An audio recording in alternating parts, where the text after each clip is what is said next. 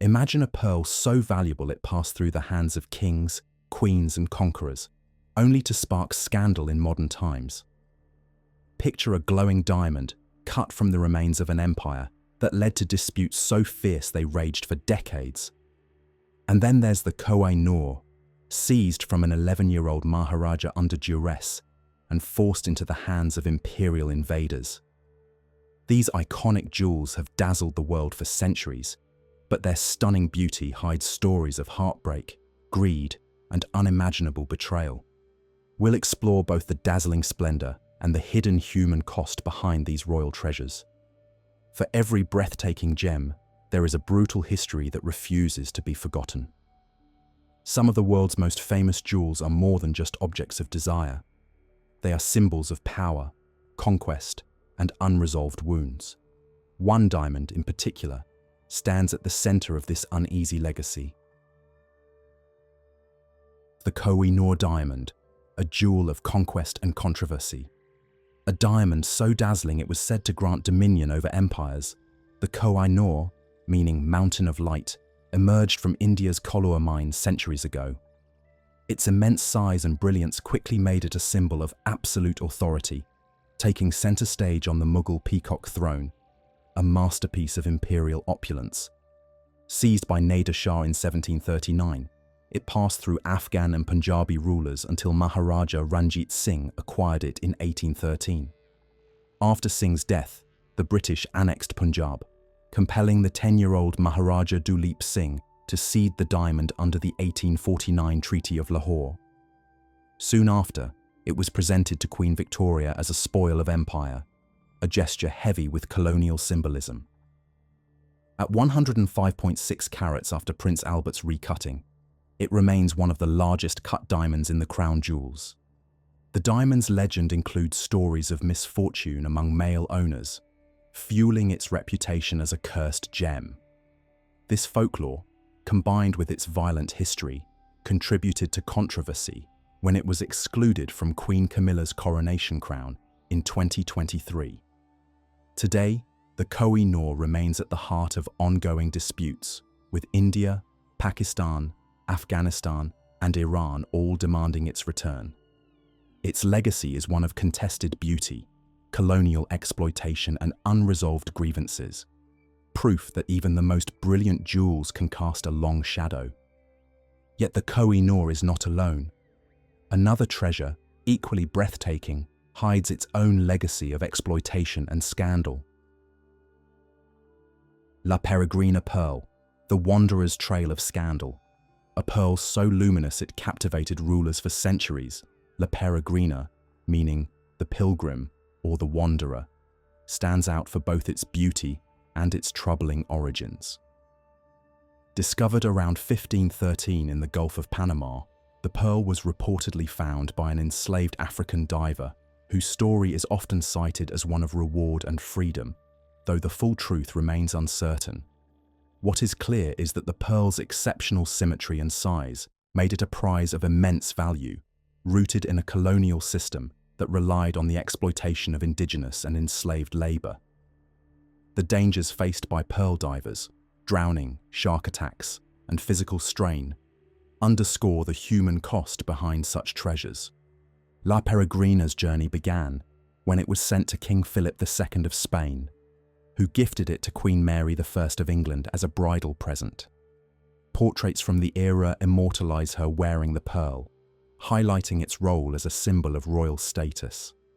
After centuries in the Spanish crown jewels, the pearl left Spain with Joseph Bonaparte in 1813, passed to Napoleon III, and was sold by him to the Duke of Abercorn in the 1870s. Its path continued through European nobility, each transfer adding new layers to its history. In 1969, Richard Burton purchased La Peregrina at Sotheby's in London for $37,000 as a gift for Elizabeth Taylor. She cherished the pearl, having Cartier redesign it into a custom necklace, and its association with her brought a new level of fame. Yet, behind the glamour and celebrity, La Peregrina's story remains inseparable from the exploitation and suffering that brought it to light. The pearl's beauty, celebrated across generations, carries with it a legacy that complicates any simple admiration. As we turn to another legendary jewel, the next story shifts from the waters of Panama to the mines of India, where a diamond of unmatched clarity would become the centerpiece of royal ambition and upheaval. The Regent diamond, France's crown and its curse. The Regent diamond, celebrated for its flawless clarity and pale blue brilliance, began its story in 1698 at the Koh-i-Noor mine in India. Legend says a slave who first found it was murdered, fueling rumors of foul play that have lingered ever since. The rough stone, weighing 426 carats, came into the possession of Thomas Pitt, the British governor of Madras. Pitt's acquisition and secretive transport of the diamond, hidden in his son's shoe, sparked questions in London, with critics suspecting he abused his position for personal gain. In London, a skilled lapidary cut the diamond to 140.64 carats, producing a cushion-shaped gem that quickly became renowned for its exceptional brilliance and lack of flaws. In 1717, Pitt sold the diamond to Philippe II, Duke of Orleans, the Regent of France, for the enormous sum of £135,000. The Regent diamond soon became the centerpiece of the French crown jewels, set in the crowns of Louis XV and Louis XVI, and even adorning Marie Antoinette's black velvet hat. Its prominence in Versailles symbolized the enduring authority and grandeur of the monarchy. Yet, grandeur could not protect it from upheaval. During the French Revolution, the Regent was stolen in the looting of the royal treasury, a blow to national pride that underscored the vulnerability of even the most powerful rulers. After being recovered in a Paris attic, the diamond returned to the royal collection and later adorned Napoleon's imperial sword, reinforcing its role as a symbol of power through shifting regimes. Today, on display at the Louvre, the Regent diamond stands as a testament to the cycles of splendor and turmoil that shaped its legacy. Not all royal diamonds followed such a public path. Some, like the next, became shields in times of peril, their value measured as much by the danger they attracted as by their beauty. The Sancy diamond, a shield for power and peril.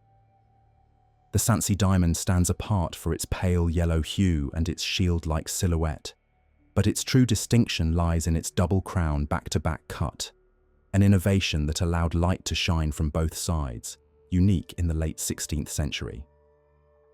Emerging from India, the Sancy entered European history in the hands of nobles and monarchs, gaining renown in the courts of France.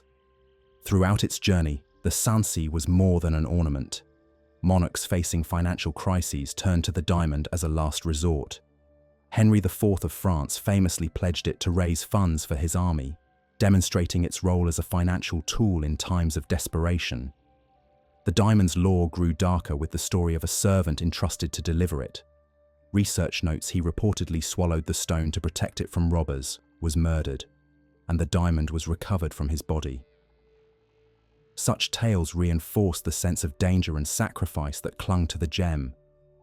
The Sancy's history is marked by disappearances, thefts, including its loss during the French Revolution, and dramatic returns. Its owners often faced exile or execution. Charles V was beheaded, Louis XVI was executed, fueling its reputation as ill-omened. Today, the Sancy is displayed in the Louvre, its past a reminder of the risks and upheavals that accompanied its possession. In the world of legendary jewels, some stones are prized not just for their beauty, but for the myths and power struggles they inspire. The Orlov diamond, a jewel of Russian majesty and Indian myth. The Orlov diamond stands out for both its remarkable size, 189.6 carats, and the layers of intrigue that surround its past. Its supposed temple origin added to its mystique. Legend holds it was once an eye of a Vishnu statue in Srirangam, though historians debate the truth of this tale. What is certain is that in the mid-18th century, a French soldier is said to have stolen the stone from a temple in southern India, disguising himself to escape with the diamond. The details of this theft are murky, but the story persists, coloring the diamond's reputation with themes of theft and transformation. The Orlov's journey eventually led it to Russia, where it became entwined with imperial ambition. Count Grigory Orlov, hoping to win back Catherine the Great's favor, paid an estimated 1.4 million Dutch florins to acquire the diamond and presented it to her in 1774. Although Catherine did not rekindle their romance, she was captivated by the Orlov's beauty and had it set at the apex of the Russian imperial scepter. Its distinctive Mughal cut, preserving much of the original stone's shape, made it an immediate focal point of the Russian regalia and a visible marker of Catherine's power. The Orlov diamond story is shaped by contested origins and shifting symbolism, from a sacred relic, if legend is to be believed, to a tool of imperial spectacle. Its presence in the Diamond Fund exhibition ensures its legacy endures, even as questions about its earliest days remain unanswered. Some treasures, however, slip beyond even the reach of museums. The next story centers on a diamond whose fate is shrouded in uncertainty, its legacy defined as much by disappearance as by splendor. The Florentine diamond, a masterpiece lost to time. The Florentine diamond, also called the Tuscany diamond or Austrian yellow, was a light yellow gem weighing 137.27 carats. Its most distinctive feature was its double rose cut, a 9-sided style with 126 facets crafted by Medici artisans. Contemporary accounts compared its color to a melon slice or a drop of golden champagne, making it instantly recognizable among historic jewels. By 1657, under Grand Duke Ferdinand II, the diamond had become a prized possession of the Medici family in Florence. Portraits from this era show Medici women wearing the pear-shaped yellow stone, reinforcing its role as a marker of dynastic prestige. In 1737, inheritance brought the Florentine to the Habsburgs under Francis I and Maria Theresa, and it entered the Austrian imperial treasury. For generations, it was displayed in royal ornaments and crowns, a symbol of imperial grandeur. After World War I, with the collapse of the Habsburg Empire, the Florentine diamond disappeared. Theories about its fate persist. Some suggest it was smuggled to the United States or South America and recut into smaller stones to erase its identity. One theory points to an 80-carat yellow diamond auctioned in Switzerland in 1981 as potentially recut Florentine, but no confirmation exists. The lack of closure has given the Florentine diamond a mythical status, its story a reminder that even the most celebrated treasures are vulnerable to loss and transformation. As the story of the Florentine fades into uncertainty, another royal diamond's journey takes a controversial turn, one where the act of recutting itself becomes a source of outrage and debate. The Wittelsbach-Graff diamond, a royal legacy recut. The Wittelsbach-Graff diamond stands as a symbol of both royal prestige and heated debate. Sharing its Golconda origins with the Hope diamond, this deep blue gem first appears around 1664 in King Philip IV of Spain's dowry records. Its journey brought it to the Bavarian crown jewels by 1722, after Archduchess Maria Amelia's marriage to Crown Prince Charles Albert. For over a century, it remained a cornerstone of Bavarian heritage, admired for its rich color and flawless quality. The diamond story turned mysterious after the 1958 Brussels World's Fair, when it disappeared, only to resurface in 1962 at the workshop of Belgian jeweler Joseph Komkommer. Its absence added to its legend, and by the time Lawrence Graff purchased it at a Christie's auction in 2008 for over $23 million, anticipation had reached a peak. At that point, the diamond weighed 35.56 carats. Graff's decision in 2009 to recut it, reducing it to 31.06 carats, was intended to improve its clarity and color, upgrading it to fancy deep blue and making it internally flawless. This alteration, however, provoked strong criticism from historians and gem experts. Hans Ottermeyer argued, It is no longer the Wittelsbach, emphasizing the loss of historical character and cultural heritage. The recutting transformed the stone's value, but also raised questions about the responsibilities of modern custodians toward the artifacts they inherit. While the Wittelsbach-Graff's transformation stirred debate about preservation and progress, another diamond story is marked by its survival through conflict, theft, and the relentless pursuit of those who sought to possess it. The Dresden Green diamond, a survivor of war and theft. The Dresden Green diamond, a 41-carat natural green diamond, is unmatched in rarity and scientific intrigue. Its vivid, evenly distributed green color is not the result of artificial treatment, but comes from natural exposure to ionizing radiation, likely from uranium decay, deep within the Earth's crust.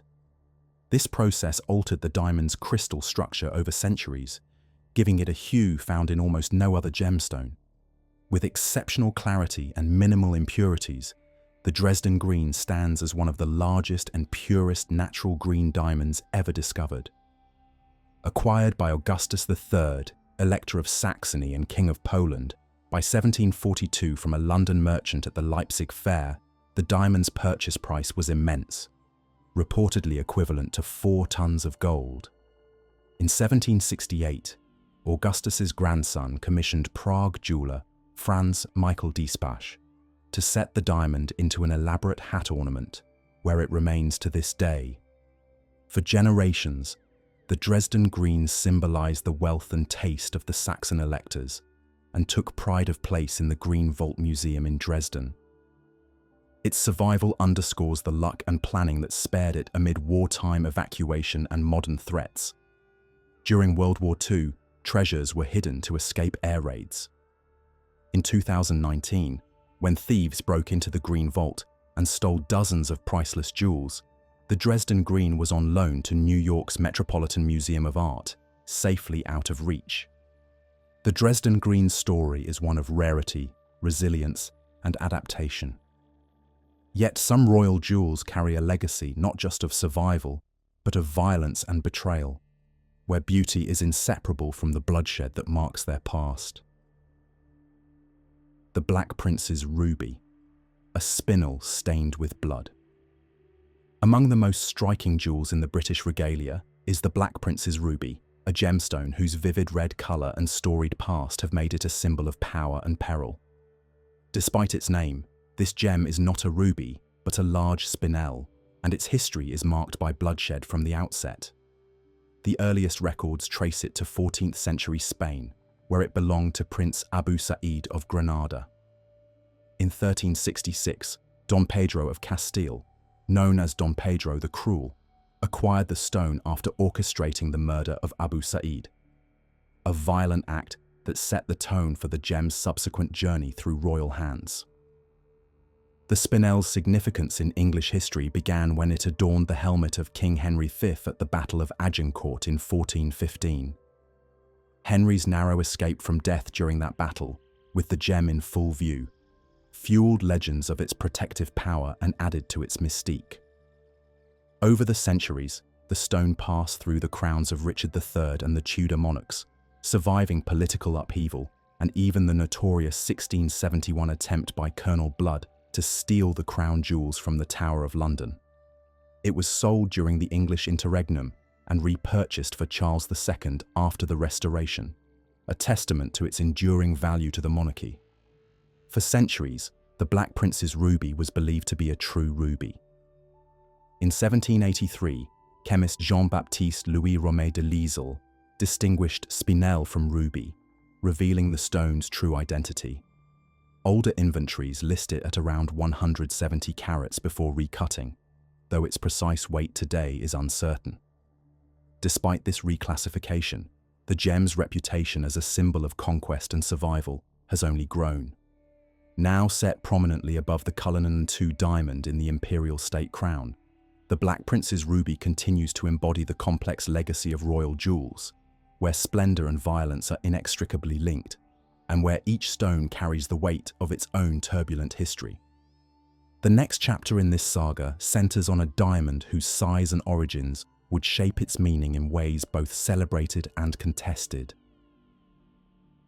The Cullinan diamond, a gift wrapped in colonial shadows.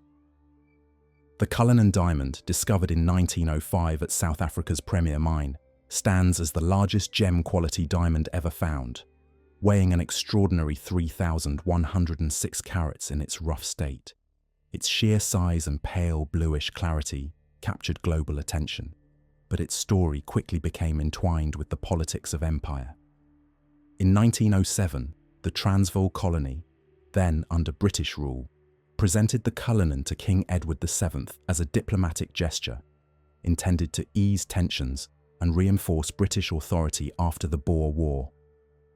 The diamond's journey from colonial soil to royal regalia was never simply a matter of generosity. It was a calculated move within the structures of imperial control. The diamond's extraction and transfer highlight the stark imbalance of colonial power. The land it came from had been seized during imperial expansion, and the immense wealth it generated bypassed local African communities and miners. Instead, the Cullinan became a symbol of British dominance, its brilliance displayed as a trophy of conquest. After its arrival in Britain, Joseph Asher and Company in Amsterdam cut the rough stone into 9 major diamonds and 96 smaller brilliants. The largest, Cullinan Y, also known as the Great Star of Africa, now sits in the sovereign's scepter, while Cullinan II, weighing 317.4 carats, is set in the imperial state crown. The legacy of the Cullinan diamond remains unsettled. Its display atop Queen Elizabeth II's coffin in 2022 reignited debate, with many calling for its return to South Africa and questioning the ethics of its acquisition. The diamond's dazzling presence continues to reflect not only royal grandeur, but also the enduring impact of colonial exploitation, setting the stage for a broader reflection on what these treasures truly represent. Conclusion. Across centuries, these jewels have stood as testaments to artistry and ambition, but their histories cannot be separated from the realities of conflict, exploitation, and loss. The beauty that captivates us was often secured at great human cost, through conquest, forced labor, and the displacement of entire communities. Each gem is more than an object of admiration. It is a record of the inequalities and struggles that shaped its journey. As we reflect on their legacy, we face questions about what it means to value such treasures. Share your thoughts in the comments, like the video, and subscribe for more stories that reveal the complex truths behind the world's most famous royal jewels.